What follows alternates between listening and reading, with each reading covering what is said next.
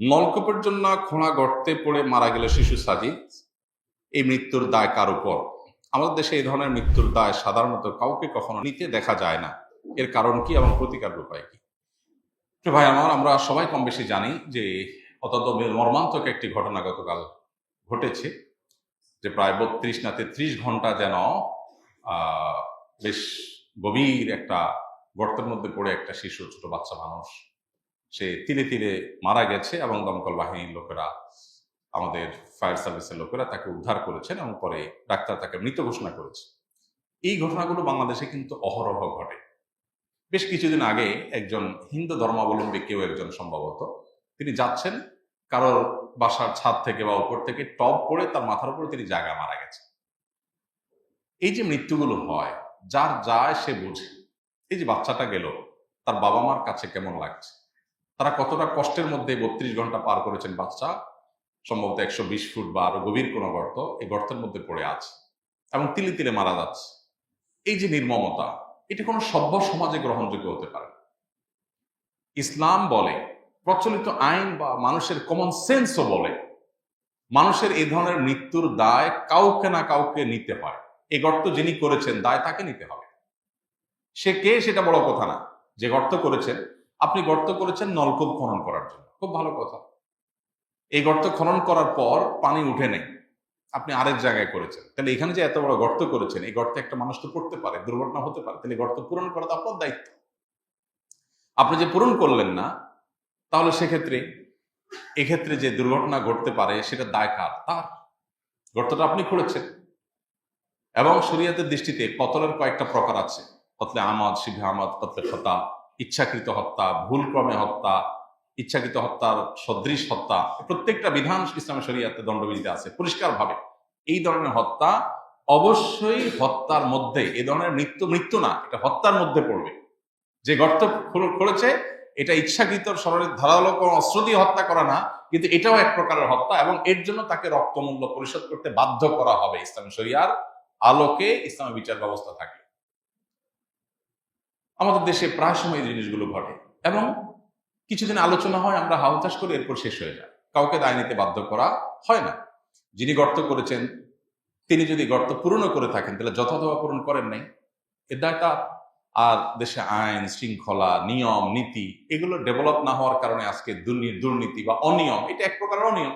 এই অনিয়মগুলো আপনি আমি সবাই আমরা করছি, এটা সিস্টেমে পরিণত হয়েছে।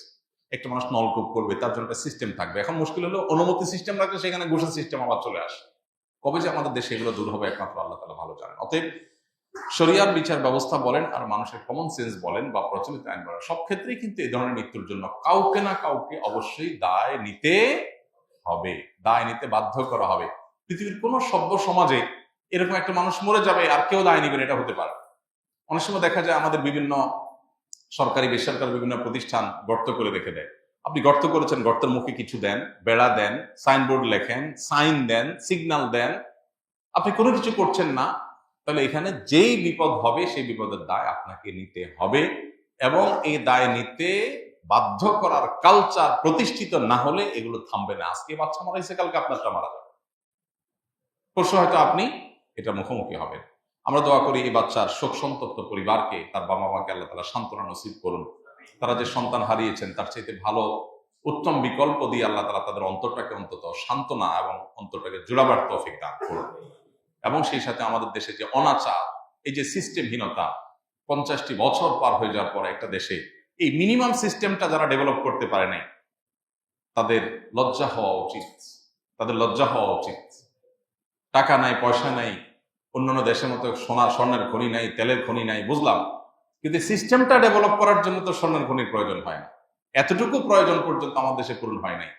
এখনো আফ্রিকার অনেক অনুন্নত দেশের মতো চলছে আমাদের দেশ, অথচ উন্নতির ফুলঝুড়ি আমাদের নেতাদের মুখে অনবরত ফুটতে থাকে। এটা কখনো গ্রহণযোগ্য হতে পারে না। আমরা দোয়া করি আল্লাহ তাআলা আমাদেরকে সিস্টেম থেকে বেরিয়ে আসার তৌফিক দান করুন।